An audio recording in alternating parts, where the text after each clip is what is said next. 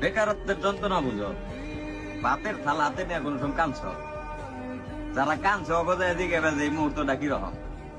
একটা ছেলের কাছে তার দুনিয়া হইলাম তার বাপ মা, সেই বাপ মা যখন তার সাথে খারাপ ব্যবহার করে যে সারাদিন কি করলি, একটা টাকা আনস না, আর কতদিন এমনি পয়সা পয়সা খাবি, এই কথাটি শুই না যে ছেলে ভাতের থালা হাতে দিয়ে কান্না করছে, ওরে যায় দিকে বেজে এই মুহূর্তটা কিরকম বা কষ্টটা কিরকম। এই প্রেম ভালোবাসার কষ্ট সবকিছু ফেল এই কষ্টের কাছে।